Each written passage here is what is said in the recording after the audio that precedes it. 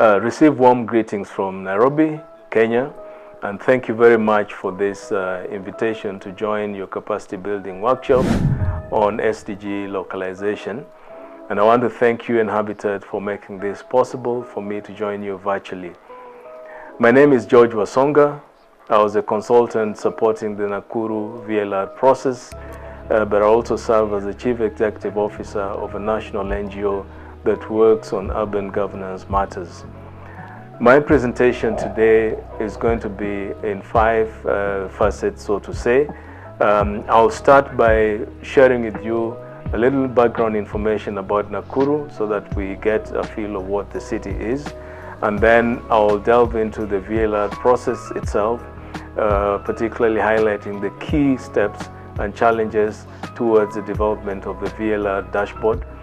And I'll follow that with a bit of the stakeholders coordination mechanism in the development of the VLR dashboard. And then give you some insights, very basic insights into how this VLR dashboard therefore is contributing to the decision-making process and also encouraging stakeholder engagement. And then share finally a couple of lessons that emerge from this particular process. Now, Nakuru is the second youngest city in Kenya, and we say youngest because it only received the charter in December of 2021. The youngest one now is Eldoret, which is a city not too far off from Nakuru. Nakuru has a population of just under 700,000 people, growing at a rate of about 2.2% annually. It contributes significantly to the national GDP, which is at 6.1%. And has an unemployment rate of about 23%.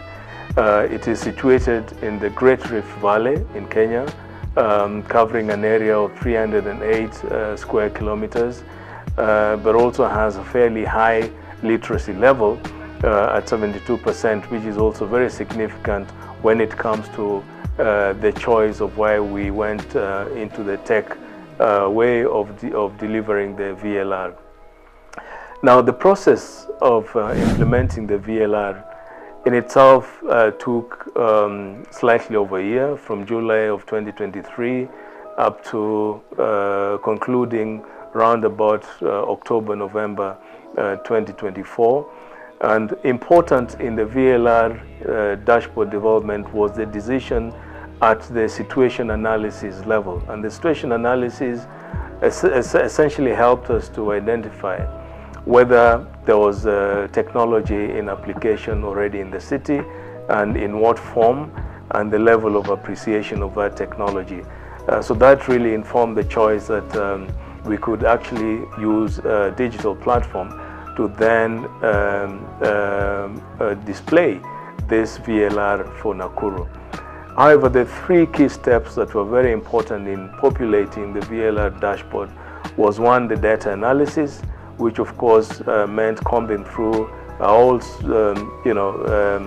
profile of data from different sectors, different stakeholders, and trying to harmonize this and arrange it into the platform.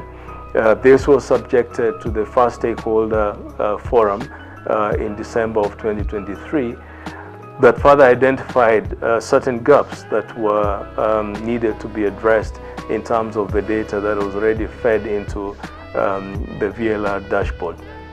So the data gap analysis in the period of January to February was very crucial in bringing the analytics of the dashboard into play, but also importantly trying to normatize this data with the standards at the national level so that we have authenticity in terms of the data that we're presenting.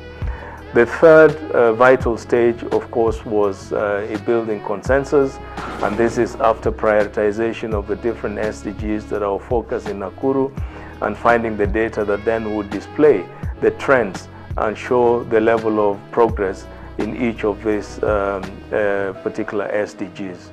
In terms of challenges in the various steps, I'll probably classify them in the 3 key steps that I've just mentioned. One is in the VLR data analysis, and one of the challenges here was in the multiple data sources, and of course that included layers and layers of plans that consumed quite a bit of time in terms of undertaking the analysis. The second was a bit of reluctance in the early stages from some of the departments or stakeholders to release this data because they did not immediately understand the purpose for which this data was going to be applied. The third was some of the data that came from different departments, despite the fact that they were for the similar sector, but they had inaccuracies because they didn't seem to then reflect similar figures, so to say.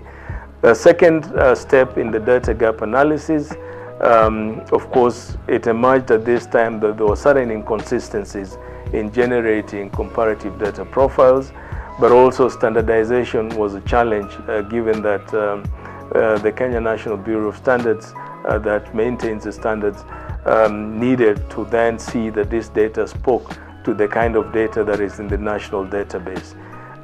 Thirdly, around the drafting the VLR for consensus, the key challenges that emerged here was in trying to contain the emerging sector interest, because each sector now wanted to be profiled a lot more loudly or prominently in the VLR, and there was quite a bit of push and shove in terms of how much information should we eventually include in the VLR database. Now, the success of the VLR database would not have been possible without putting in place a very active and very active and well-coordinated VLR task force that was convened under the leadership of the city manager of Nakuru. But this VLR convening then created co-convenings around the SDGs. So all the SDGs, the 6 of them that had been identified and prioritized, had a sector lead. For instance, SDG on water was being led and convened by the water company. The SDG on infrastructure and innovation, SDG 9, was being co-convened by the Kenya Urban Roads Authority. The SDG on economic growth was being co-convened by the Micro and Small Enterprise Authority.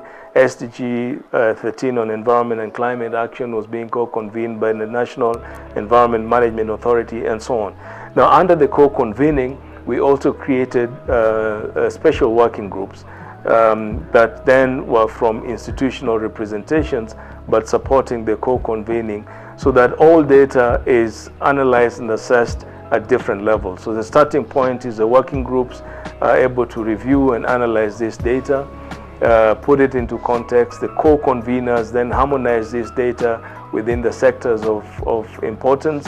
And then we had an expert group and the secretariat that then is domiciled in the county under the city manager's convenership, that then would be processing this data as we went on.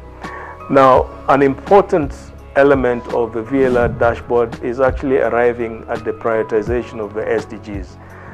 What we realized in Nakuru was that there were about 6 or 7 very key plans. So the first step in prioritization was to look at these plans and the various SDGs that they were addressed, and we tabulated this, and through a very highly consultative process, we're able to go through this one by one, which was a fairly tedious process, but eventually arrive at the 6 dominant SDGs that we have then been reporting in the dashboard.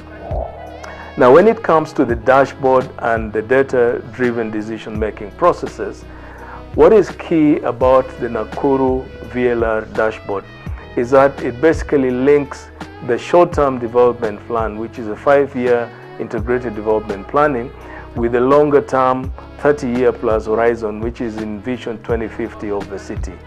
So the VLR then activates the regular 5-year cyclic planning, which is contained in the integrated development plan for the city, but it also brings in the perspective of using the indicators that are within the SDGs to define the performance of these integrated development plans.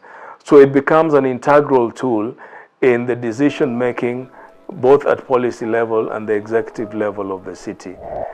Other aspects about the dashboard and its role in facilitating facilitating data-driven decision-making and stakeholder engagement is in the diagnosis that now constantly informs planning and policy coherence, so that we don't have differentiation between policy and the planning, because this is evidence-based and it's based on the data that's already on the dashboard.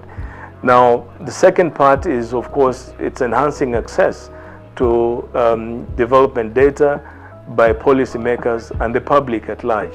The dashboard is a clear interface where the public can come and the policymakers can then extract and mine the various data sets that they require to take certain decisions. This dashboard has, more or less brought about a boost in stakeholder confidence and participation, especially in the local development agenda. But it has also increased public trust and confidence through the transparent mechanism that the dashboard displays the information on the integrated development plan, the Vision 2030, and obviously relating it with the SDG measurements. Lastly, it has increased governance visibility at local and regional levels, but also at global levels where we have shared the Nakuru VLR process. Now, I want to conclude by just sharing some of the lessons that have come through this process that may also be useful to you as you go through the capacity building process and in preparation for perhaps adopting the VLR dashboard. One is we need to lay a lot of emphasis on data coherence from the very early stages. This will help to minimize what I call data competition between departments and among sectors. The second lesson is we need to take very early steps to put in place multi-stakeholder and departmental coordination structures, which is involving the key actors and the ones who are primary custodians of the data. This helps us in the very early stages to unbundle what we call the silo mentality, where departments want to hoard data as if it belongs to them and them alone. The third lesson that I also think is important is that we need to ensure city-level data collected is harmonized with the national data profiles, because this will guarantee you at the very early stages and continuously a national traction of the data that you generate and input into the VLR dashboard. The other lesson is, of course, to position VLR dashboard as a regular governance tool. This will sustain interest of policymakers, because then they will be able to deploy constantly the engagement with this tool and use it for certain governance decisions, and also, of course, also provide evidence in terms of creating accountability on their performance. Those are the key lessons, but ultimately it is important from the starting point that you retain a very good sense of political goodwill, because the more data you express out there, the more fears that you inject amongst the political class. So we need to be very sure that we are retaining and giving confidence to the policymakers at all times and all levels that this data is for good intentions and it's just supposed to provide information to the public that enhances their transparency and engagement mechanisms. Thank you very much, and I wish you a good workshop, and I hope the lessons we've shared will be meaningful in your discussions. Thank you very much.